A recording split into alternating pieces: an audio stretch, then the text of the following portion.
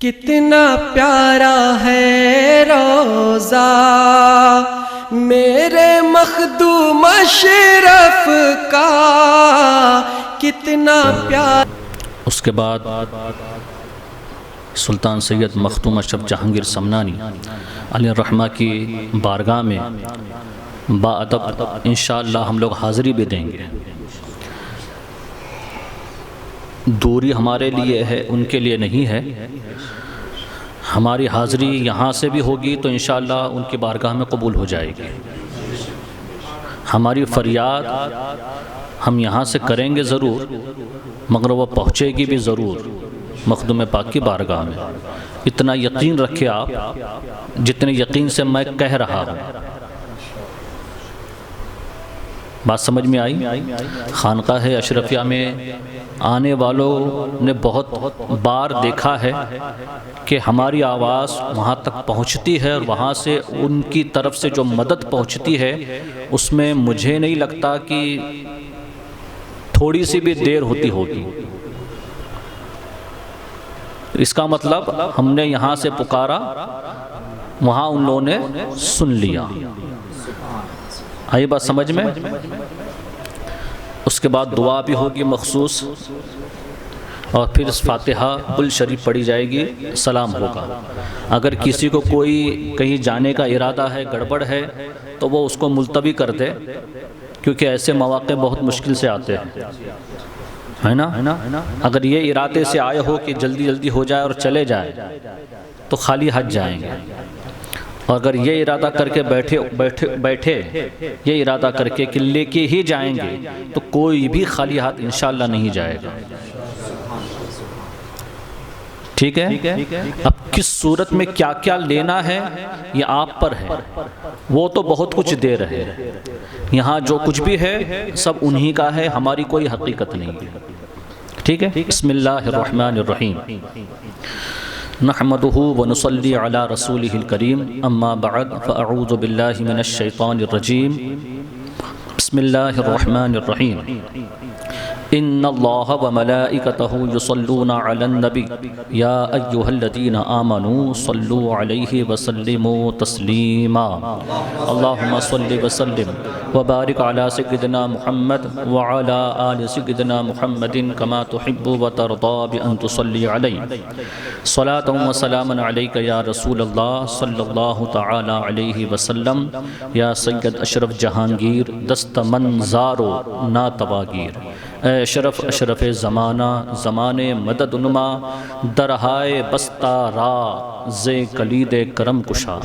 सरवरा शाह करीमा दस्तगीरा अशरफा, हुर्मते रूहे पयंबर यक नज़र कुन सुए मा, यक नज़र कुन सुए मा, यक नज़र कुन सुए मा। वैसे बातें बहुत सी है, मगर अगर मैं छेड़ दूँ तो फिर बहुत वक्त लगेगा उसको मुकम्मल करने के लिए, क्योंकि अभी तक जितनी गुफ्तगू हाफिज़ कारी मौलाना महबूब साहब ने की है, फिर मौलाना इमरान अशरफी साहब ने की है, तो फिर मुझे ऐसा लगा कि इस पर बोलना चाहिए थोड़ा सा, मगर वो फिर दूसरा रुख निकल जाएगा। मैं कुछ और बताना चाहता था, तो मैं ये सोचता हूँ कि वही बताना इस वक्त मुनासिब है, मगर फिर भी एक इशारा ज़रूर करूँगा। मुझे आप लोगों ने यह समझाना है गद्दार किसको कहते हैं, इसका माना क्या होता है, गद्दार किसको कहते हैं और वफादार किसको कहते हैं, और फिर इसका हकीकी माना समझने के बाद हमने ये तय करना है कि हम वफादारों की फहरिस्त में आते हैं या गद्दारों की फहरिस्त में आते हैं, और ये सवाल अपने ही ज़मीर से पूछना है। वफादार वो होता है जो किसी की ना माने, सिर्फ एक की माने, जिसको उसने मान लिया उसके साथ वफादारी करे हर सूरत में, चाहे कैसा ही मुश्किल वक्त आए, चाहे कितनी ही मुश्किल घड़ी हो, वो वफादार बना रहे। उसे कोई भी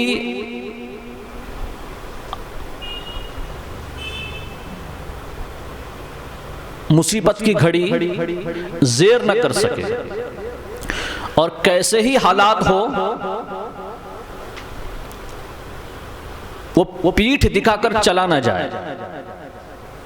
जिसने पीठ दिखा दिया उसको क्या कहते हैं?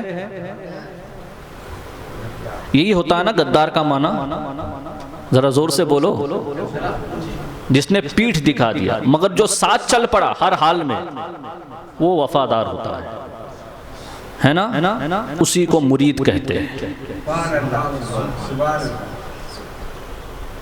अगर मुरीद का माना दूसरा कुछ और है तो फिर हमको ये सब मेहनत मशक्क़त करने, समझाने की, समझने की, इस्लाह करने की ज़रूरत ही नहीं है। फिर इतना ही कहना आपका काफ़ी है कि इस दामन में हम वाबस्ता है, अब किसी चीज़ की हमको ज़रूरत नहीं है। अगर यही मकसद था तो मखदूम पाक को सल्तनत छोड़ने की भी ज़रूरत नहीं थी। वो तो राह रास्त पर पहले से थे, मगर लोगों को राह रास्त दिखाना था, इसलिए सल्तनत को तर्क कर दिया और निकल पड़े फ़कीर बनकर के।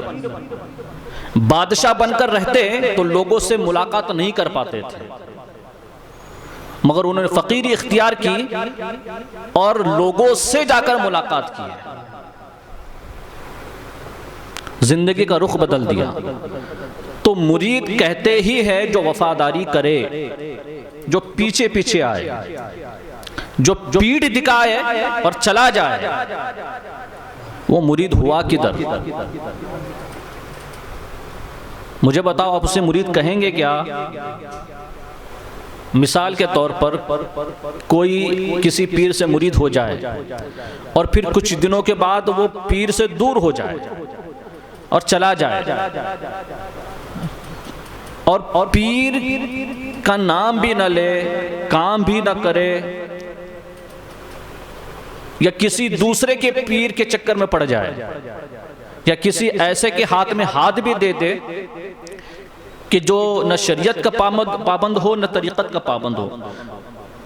याद रखो, जितने सलासिल है इनकी मजबूती शरीयत और तरीक़त पर ही कायम है।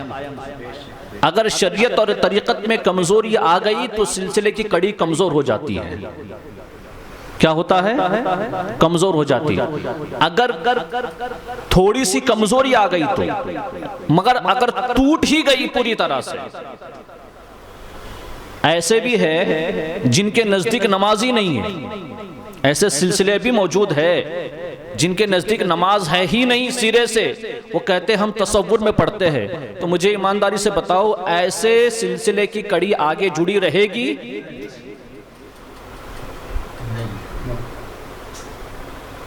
उन्होंने काट दिया उसको, इसको कहते हैं पीठ फेर के निकल गए, वो पीछे आए ही नहीं।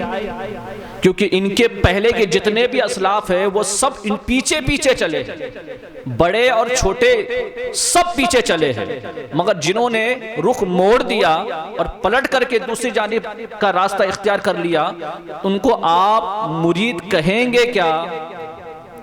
तो जितनी बशारतें गौसो ख्वाजा ने अता की है, बताई है, मखदूम पाक ने सुनाई है, वो सारी बशारतें मुरीदों के लिए।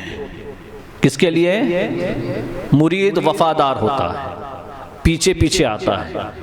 आपने अगर रुख मोड़ लिया तो फिर अपने ज़मीर से पूछो कि हम वफादार हैं या कुछ और है। पीठ फेरने वाले को क्या कहते हैं आपने बता दिया, और पीछे चलने वाले को क्या कहते हैं वो मैंने आपको बताया। तो सारी गुफ्तगू ये है, जो बशारतें हमारे असलाफ ने, बुजुर्गों ने दी है, वो किसके लिए? बोलो जरा। मुरीद के लिए, जो सिलसिले से वाबस्ता है उनके लिए। तो वाबस्तगी होती कैसे है? मैं हर बार ये मिसाल देता हूँ, हर बार फिर दूंगा।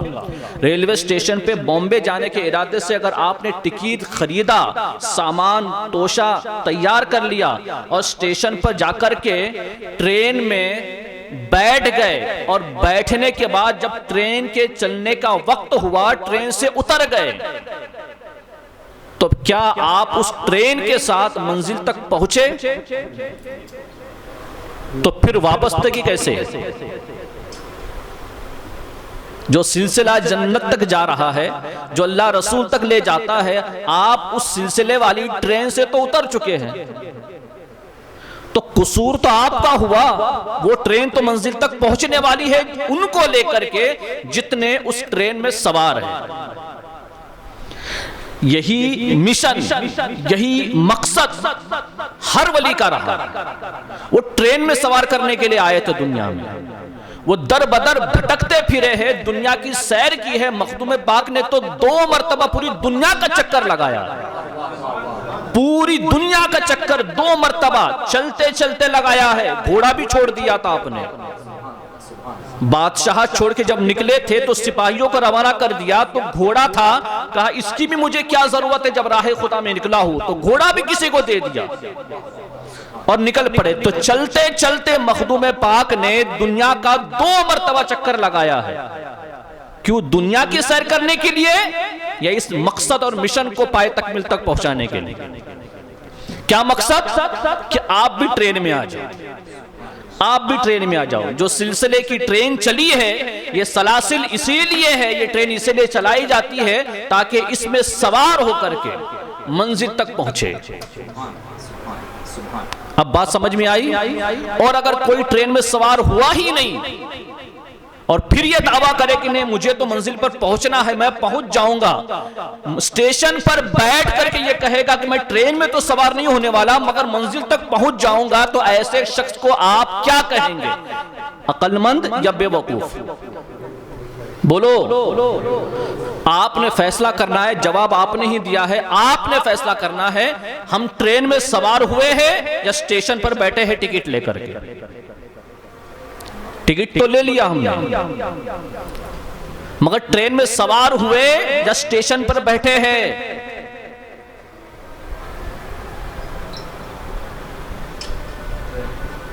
ये आपने फैसला करना है। सारी गुफ्तगू का जो मकसद था, जो समझाने का, वो बात अपनी जगह है, वो मैंने आपको समझा दिया। सारे फजाइल है मखदूम पाक की, बुजुर्गों की, हुजूर गौसे पाक की, सरकार ख्वाजा गरीब नवाज रहीमुहुमुल्लाह, सबकी मदद मिलेगी, ये सब हमें ले जाएंगे, मगर आप चले तो सही, साथ में तो हो, वो किसी तरह खींच लेंगे आपको, हमको, सबको, मगर आप मुड़ करके अगर कहीं दूर निकल गए तो क्या वो आपके पीछे आएंगे इनको छोड़ करके?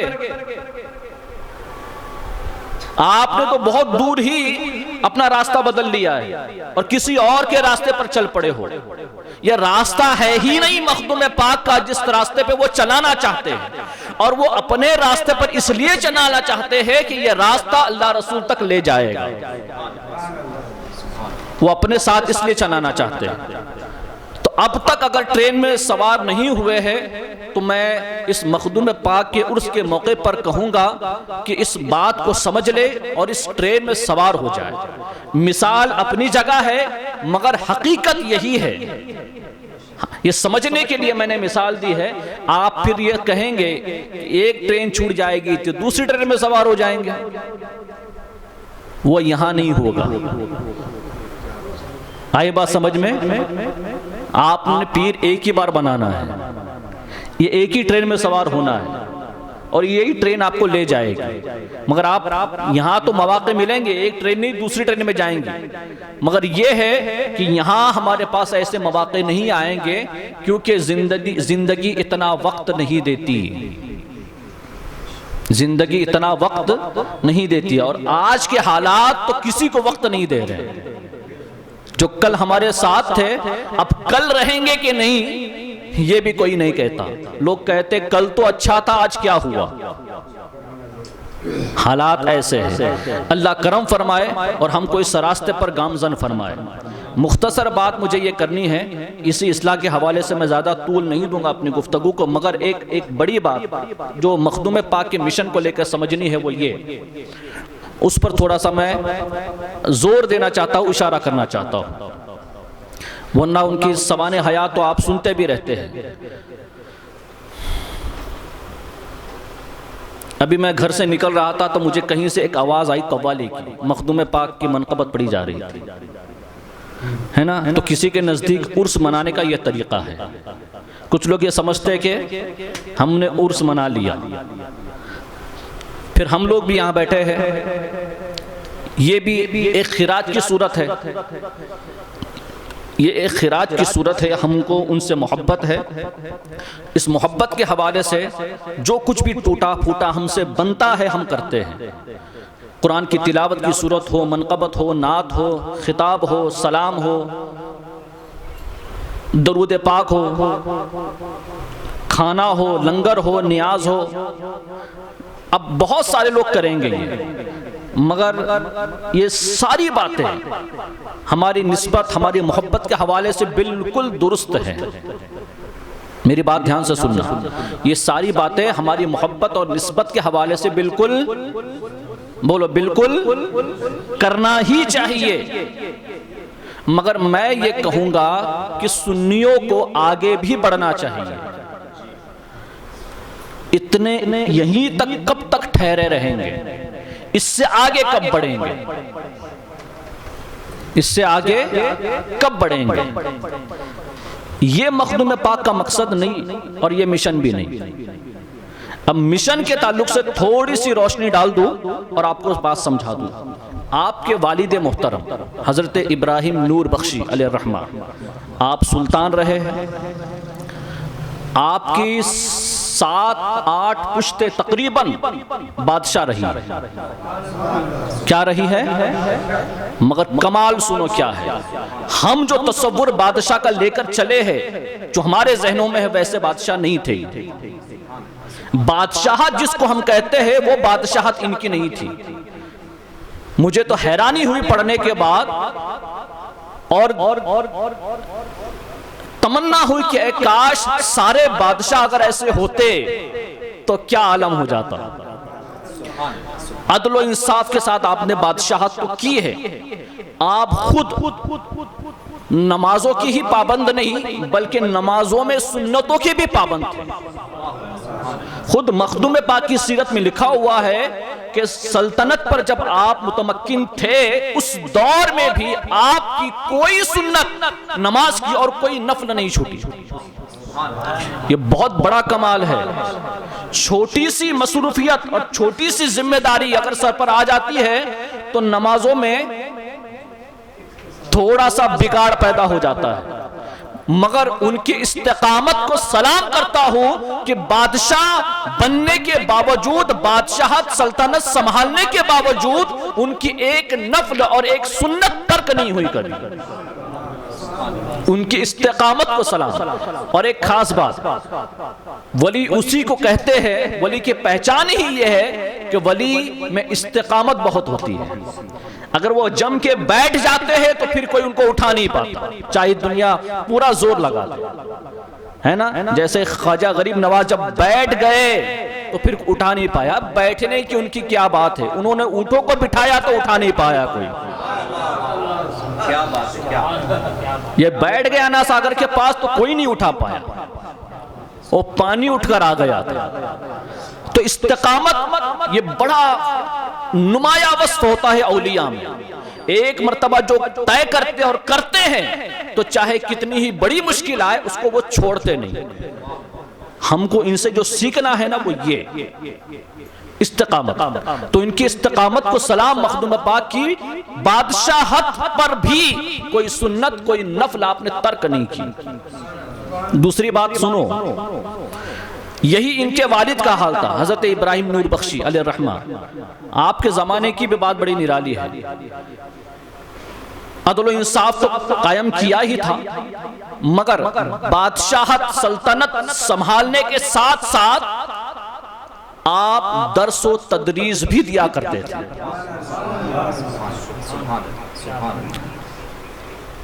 12,000 तलबा आपके शागिर्द गुजर चुके हैं। मैं मखदूम पाक के वालिद मोहतरम की बात कर रहा हूं। कितने?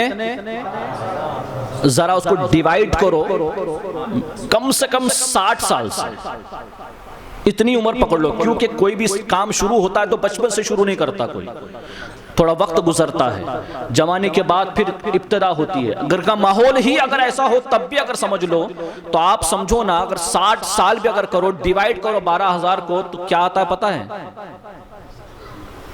साल में 200। कहने को मैंने कह दिया, सुनने को आपने सुन लिया। 12,000 शागिर्द आपके फारिग हुए हैं, आलिम, फाजिल, हुफ्फाज।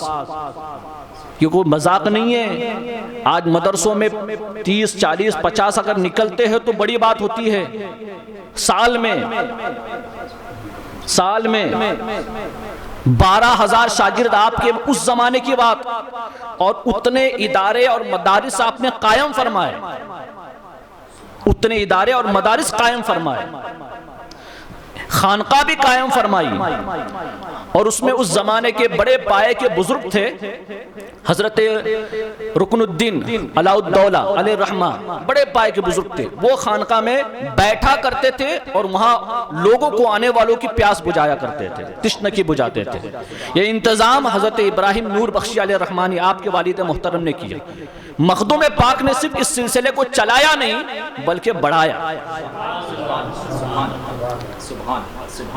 दूसरी बात, आपके वालिद मोहतरम ने भी ये काम किया और मखदूम पाक ने भी किया। जब तक आप सल्तनत पर मुतमक्किन रहे तब तक, फिर उसके बाद में वो जिम्मेदारी आपके छोटे भाई ने संभाली।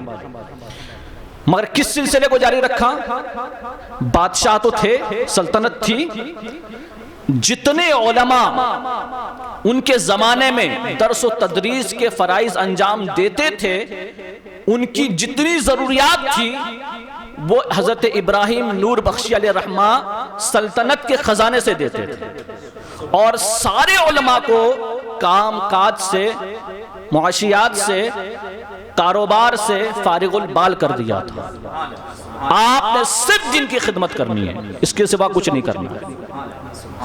और यही सिलसिला मखदूम पाक ने आगे चलाया भी और बढ़ाया भी। आपने तो उलमाए किराम के साथ साथ जो तलबा तालिब इल्म, जो तलबा जो है इल्म हासिल करते थे, तालिब इल्म थे, उनके लिए भी वजीफे का इंतजाम कर दिया था। अब बात समझ में आ रही है?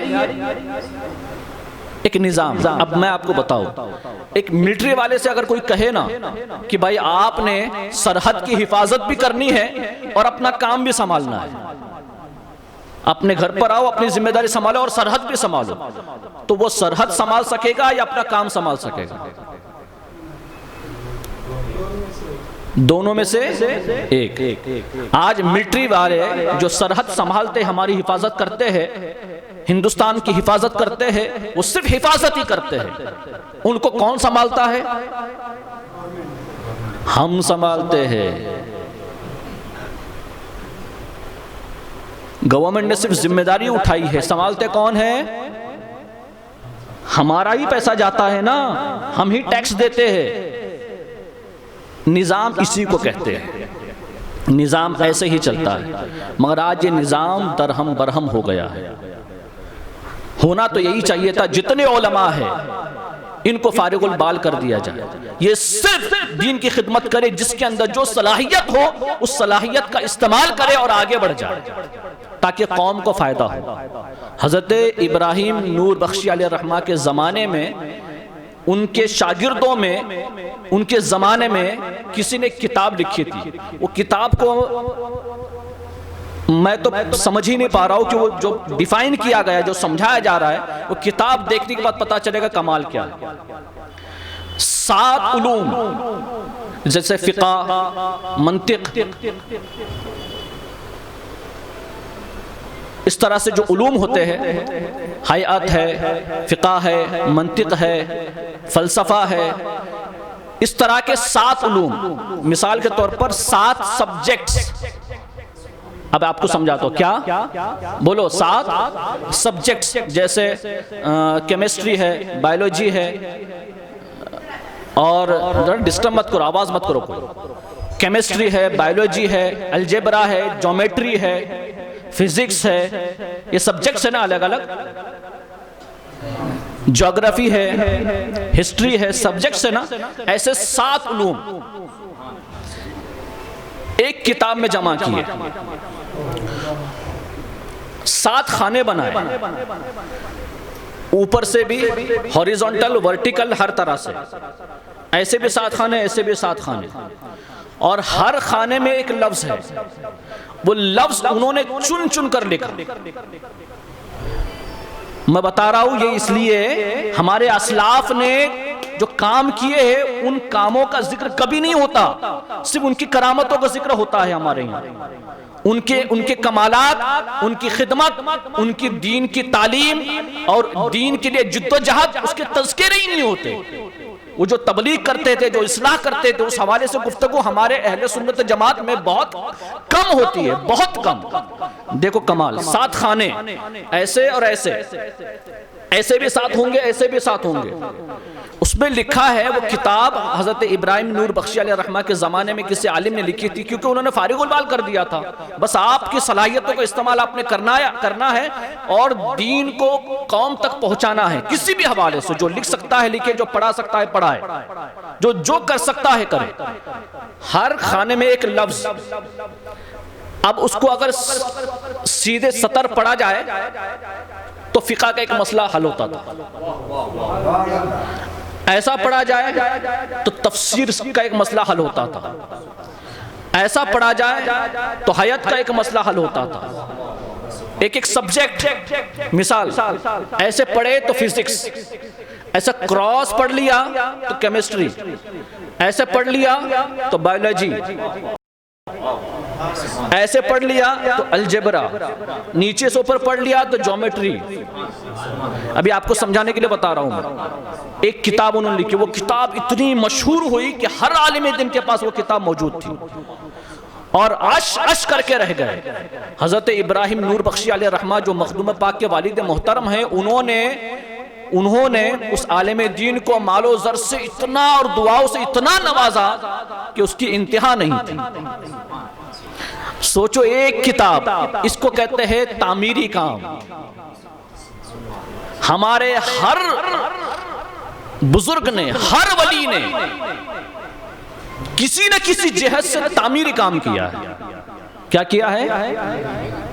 तामीरी काम किया है, किसी न किसी जहत से, छोड़ा नहीं है। और किसी भी जहत से अगर देखो तो कौम को इल्म के नूर से और जेवर से नवाजा है, मुनव्वर किया है। एक भी वली ऐसा नहीं मिलेगा जिसने कुछ नहीं दिया, खाली किसी ने नहीं रखा। जिसने भी दिया है वो इल्म दिया है, इल्म बांटा है, इल्म बांटा है और मुनव्वर किया है। अब किसी भी जहत से हो, आई बात समझ में? अब आप कहेंगे किसी ने किसी को वली बना दिया, तो वली बनाया तो क्या किया पता है आपको? हमारे नजदीक वली विलायत का तस्वुर सिर्फ करामत है ना, इसलिए हम समझते हैं कि वली बनाया मतलब बाकरामत बनाया। नहीं, वली बनाया मतलब सीना इल्म लदुनी के लिए खोल दिया। क्या खोला? सीना इल्म लदुन्नी के लिए। एक जाहिरी इल्म है, एक बातीनी इल्म है। जाहिरी इल्म तो पढ़कर आता है, पढ़कर आ सकता है, मगर बातीनी इल्म किताबों से नहीं आता। वो जब अल्लाह सीना खोलता है तो वो इल्म लदुन्नी उसको कहते हैं, वो सीने में उतारा जाता है। और वो इल्म लदुन्नी खोलने का पावर और इख्तियार अल्लाह वालों के पास होता है। उनकी एक तवज्जो पड़ती है, सीना खुलता है और सीना इल्म लदुन्नी से पुर हो जाता है, भर जाता है। एक वाकया सुनाऊंगा, मकसद और मिशन समझ में आए। हो गई ये बात। मखदूम पाक ने इस सिलसिले को बढ़ाया ही, पढ़ाया ही, चलाया ही नहीं बल्कि बढ़ाया भी है। बढ़ाया, तलबा के लिए भी वजीफों का इंतजाम था। आप पढ़ रहे हैं ना, आपको भी नजराना दिया जाएगा। ये इंतजाम की जरूरत है, मैं ये इशारा करना चाहता हूं आज भी, और ये हमें करना है। हम हुकूमत तो चला रहे हैं, इस्लाम का निजाम नहीं चला रहे। मजबूरी में ही सही, मजबूरी में ही सही, हिंदुस्तान की हुकूमत को हम मदद कर रहे हैं, हेल्प कर रहे हैं, मगर यहां किसी भी सूरत में इस्लाम के निजाम को चलाने के लिए कोई सिस्टम बना ही नहीं है। कि इस तरह का सिस्टम हो। दूसरी बात, कमाल था हजरत मखदूम पाक की दरसगाह का। ये काम मखदूम पाक ने भी किया, सल्तनत भी संभाली और दर्स और तदरीस भी अंजाम दी, पढ़ाते भी थे आप। एक ही वक्त में दो काम करते थे। सल्तनत का वक्त मुकर्रर था, फिर तालीम का वक्त मुकर्रर था। कोई बादशाह ऐसा नहीं गुजरा है, बहुत कम बादशाह ऐसे नजर आएंगे जो आलिम दीन भी हो और फिर बादशाह भी हो और उसके बाद मुदर्रिस भी हो और उसके बाद तारिक सल्तनत भी हो और फिर उसके बाद फकीर भी हो। एक वस्फ है, कई औसाफ जमा है मखदूम पाक में। तो कमाल आपकी दरसगाह का ये था कि आप जब पढ़ाते थे तो आपकी दरसगाह की बरकत ये थी कि एक ही साल में क़िरात सबा के साथ हाफिज कुरान हो जाते थे। एक ही साल में मखदूम पाक की दरसगाह की बारगाह की बरकत ये थी, एक ही साल में हाफिज कुरान बनते थे। एक साल से ज्यादा नहीं लगा किसी को। और क़िरात सबा के साथ, सातों क़िरत के साथ, यहां एक क़िरत से भी हो जाए तो बड़ा कमाल है आज के जमाने में। एक क़िरत के साथ सातों क़िरत से कुरान की तिलावत करना, हाफिज बनते थे। ये बरकत थी मखदूम पाक के दरबार के दरसगाह की।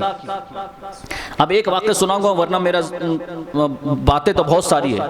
मकसद समझाने के लिए, मिशन ये था कि किसी तरह कौम तक, अवाम तक, मुसलमानों तक इल्म पहुंचाया जाए। इसलिए मखदूम पाक ने भी कई दरसगाहें कायम की। दूसरी बात, मखदूम पाक निकले तो अभी आपने हाफिज साहब से भी सुना, मौलाना से भी सुना कि कई बुजुर्गों से मुलाकात की और फैज लिया, समेटा, है ना। तो ये तो किया ही है, मखदूम पाक ने फैज समेटा भी है और पीरों मुर्शिद से मुलाकात को जाते जाते भी और उसके बाद पूरी जिंदगी के सफर में पूरी दुनिया के 2 बार के चक्कर में फैज बांटा भी है। तो ऐसे फैज बांटने वालों में आपके शागिर्दों में उलमा और मशाइखीन हैं और उनकी बड़ी तादाद है। उलमा और मशाइखीन की किसके कौन शागिर्द हैं?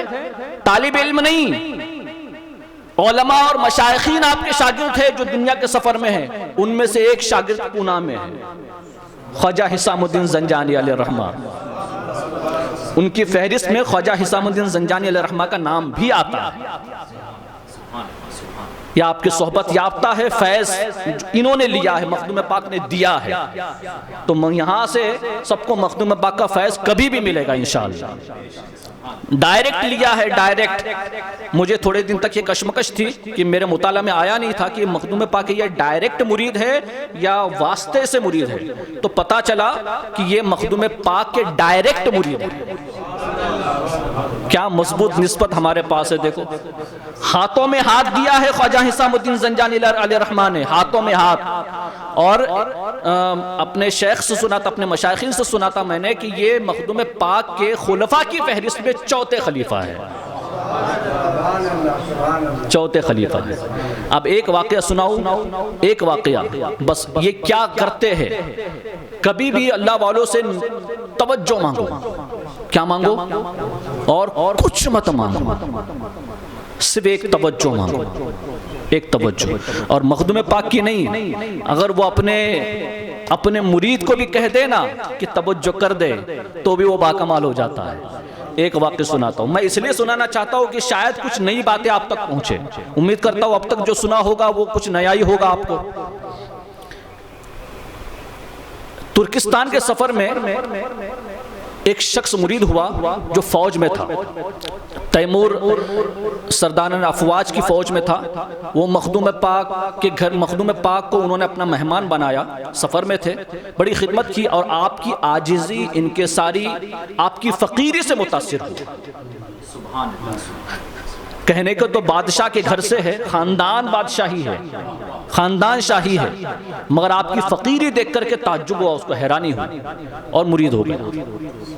मुरीद होने के बाद 12 साल तक खिदमत की, सब छोड़ दिया, अमारत छोड़ दी, मुलाजिमत छोड़ दी, वहीं छोड़ दिया सब। मुतासिर इतना हुआ सब छोड़ करके निकल गया। बड़ा जिम्मेदार था फौज में। और जब मुरीद हुआ, 12 साल खिदमत की, एक दिन मखदूम पाक को ख्याल आया। अब आप कहते हैं कि पहले ही बार में पीर नज़र कर दे, तो ऐसा नहीं होता। वो पीर को पता है इसको पिलाऊंगा तो ये बेहोश हो जाएगा, इसलिए वक्त गुजारते हैं, जब वक्त आता है तब तवज्जो करते हैं, है ना। हम जाते हैं दरबार में, कहते हैं ख्वाजा साहब आज ही दे दो। अरे बादशाह वो है कि तुम, ये बात अपने समझ में नहीं आती। अल्लाह वालों से इस तरह से नहीं, आजिज़ी से मांगो, आजिज़ी से मांगो। फिर वो अगर नजर कर दे तो फिर वो वक्त भी पीछे आएगा, वक्त भी पीछे आएगा। मगर ये कि आज ही चाहिए नहीं, 12 साल कुछ तो करो पहले। मैं ये कहना चाहता हूं, हम कुछ नहीं करते, 50-100 रुपए की चादर चढ़ाते हैं, ख्वाजा साहब आज ही चाहिए। ऐसे कैसे होगा? हाँ, वो कर्म करते हैं, कुछ दिखाने के लिए कुछ बनाते हैं, तो वो उनका ही कर्म है कि चलो आया और दे दिया, चलो आया और दे दिया। मगर हमको सोचना चाहिए जब उनके कर्म का, उनका सदका मिला है तो उनके लिए भी तो कुछ करे। तो उनके लिए क्या है? चादर, नियाज, नजराना, ये उनकी तलब नहीं है। उनके लिए मतलब ये है कि उनके मिशन और मकसद के लिए, जिस मिशन और मकसद के लिए उन्होंने अपनी पूरी जिंदगी गुजारी है, उसी मकसद और मिशन को तुम भी लेके आगे चलो।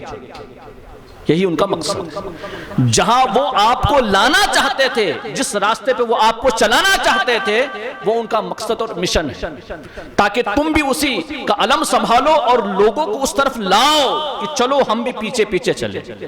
यह मकसद है। तो उनका नाम था अमीर अली बेग। वो मुरीद हुए, 12 साल खिदमत की। मखदूम पाक ने एक दिन ख्याल आया कि बहुत साल से ये खिदमत कर रहा है, फौज में थे, इल्म कुछ भी नहीं था, महज जाहिल थे, कुछ भी इल्म नहीं था, बस खादिम थे, खिदमत करते थे। मखदूम पाक को ख्याल आया, हज़रत अब्दुल रज़्ज़ाक़ नूरुल ऐन जो आपके रूहानी बेटे हैं, आपके रूहानी बेटे हैं, मखदूम पाक ने निकाह नहीं किया, हज़रत अब्दुल रज़्ज़ाक़ नूरुल ऐन अलैहि रहमा को अपना बेटा बना, उन्हीं से ये नस्ल चली है। तो उनसे कहा कि अब्दुल रज़्ज़ाक़ 12 साल अमीर अली बेग खिदमत कर रहा है, आज तवज्जो कर दे, और मैं तुम्हारा भी एतमाद देखना चाहता हूँ। ये इम्तिहान था हज़रत अब्दुल रज़्ज़ाक़ नूरुल ऐन अलैहि रहमा का भी, मैं तुम्हारा भी एतमाद देखना चाहता हूँ। कहा हुजूर ठीक है। हज़रत अब्दुल रज़्ज़ाक़ नूरुल ऐन ने मुराक़बा किया, आंखें बंद की, सामने उनको बिठाया और कुछ देर के बाद उन पर तवज्जो की। अभी मखदूम पाक ने नहीं की। इससे कमाल समझो कि उनके साथ उनके मुरीद में इतना कमाल होता है। वो खुद नहीं कर रहे, वो कह रहे कि कर दो। तो अब्दुल रज़्ज़ाक़ अलैहि रहमा ने जब तवज्जो की तो इनकी कैफियत बदल गई, चेहरे पे विलायत के आसार नजर आने लगे। उसके बाद उसी मजलिस में कुछ उलमा बैठे हुए थे। मखदूम अशरफ जहांगीर समनानी अलैहि रहमा फरमाते हैं उन उलमा इकराम से कि ये अमीर अली बेग वैसे तो महज जाहिल है, मगर आज इससे कोई भी सवाल पूछ लो ये तुम्हें जवाब देगा, इसकी ज़मानत मैं लेता हूँ। उलमा ने सवालात शुरू किए, मंतिक और फ़लसफ़े के सवालात पूछे। एक तवज्जो में आपने हर मुश्किल सवाल का जवाब भी दे दिया। फिर पलट के आता हूँ, क्या बनाया? तो आप कहेंगे विलवली बनाया। उससे थोड़ा नीचे उतर के भी देखो, इल्म से सीने को भर दिया। अगर खाली है तो वली कैसे होता है? वली बनाने के लिए पहले भरना पड़ता है, और सिर्फ इल्म से नहीं, मारिफत से। इल्म से नहीं, मारिफत से। कई खजाने तो 12 साल में उन्होंने समेट लिए थे, मगर फिर भी जो असल इल्म की जरूरत थी वो एक तवज्जो में डाल दिया। मकसद और मिशन समझाना चाहता था मखदूम पाक का क्या है। इस तरह के बहुत सारी रिवायत मौजूद है। एक आखिरी बात, हज़रत महबूब इलाही निज़ामुद्दीन औलिया अलैहि रहमा के एक ख़ास मुरीद है जिनका नाम सबको पता है, मालूम है? पता है ना? हज़रत अमीर खुसरो अलैहि रहमा, उन्हीं के बेटे, उनके एक बेटे थे अहमद खलील नाम के, वो उनके राह पर नहीं चल पड़े। आप बहुत बड़े शायर गुजरे हैं ना, तो उस राह पर वो नहीं चल पड़े। होता है, कभी कभी नहीं होता। मगर उनके जो बेटे थे यानी हजरत अमीर खुसरो अलैहि रहमा के पोते, वो उनकी तमन्ना थी, हजरत अमीर खुसरो अलैहि रहमा के बेटे चाहते थे कि मेरा बेटा इस राह पर चल पड़े, अपने दादा के राह पर, मगर वो नहीं मुमकिन था, इसलिए कि वो कुंद ज़हन थे। मखदूम पाक का सफ़र हुआ, उनके यहाँ मेहमान हुए आप। जब मेहमान हुए तो मखदूम पाक से दरख्वास्त कर दी कि हज़रत ये बहुत कुंद जहन है, इसके लिए दुआ फरमाएं, आपकी नज़र पड़ जाए तो असर हो जाएगा। मखदूम पाक ने कहा ठीक है, मुराकबा किया और कहा कि ये तो कुंद नहीं है, ये तो बाप से भी बाकमाल है। इतना कहना था कि जो बात नहीं करता था, कुंद जहन यानी कुछ बच्चे ऐसे होते हैं ना जो बात भी नहीं कर पाते, समझ भी नहीं पाते, कुछ भी करते हैं। आमतौर पे हम उनको देख कर के ये इस तरह से कहते हैं कि मतलब दीवाना है, पागल है, इस तरह से कुछ कहते हैं ना, ऐसे कुंद जहन, बिल्कुल कोई हरकत नहीं, बात नहीं, वो बात भी करने लगे। और कमाल तो ये है कि जब मखदूम पाक ने कहा कि बेटा तुम तो शायर के पोते हो, तो तुम्हें तो शेर कहना चाहिए, पढ़ो शेर, तो फारसी में उन्होंने शेर पढ़ना शुरू किया। हो गई करामत। मैं पलट के आता हूँ, फिर पूछता हूँ क्या डाला सीने में, मैं पलट के आता हूँ, करामत मत देखो, फिर पलट के पीछे आओ, सीने में डाला क्या? जवाब देना पड़ेगा इल्म। शायरी बगैर इल्म के बोलो नहीं होती। ये मकसद और मिशन है मखदूम अशरफ जहांगीर समनानी अलैहि रहमा का, इसको अपनाओ। कहीं ना कहीं इसकी इब्तदा करो, खुद नहीं कर सकते, जो कर रहे हैं उनकी मदद करो। अल्लाह की बारगाह में दुआ है जो कुछ कहा सुना समझा उस पर मोहब्बत के साथ अमल करने की हम सबको तौफीक अता फरमाए। वमा अलैना इल्लल बलाग। इंशाअल्लाह कुल शरीफ पढ़ी जाएगी, उसके बाद में अशरफी तराना होगा, फिर दुआ होगी।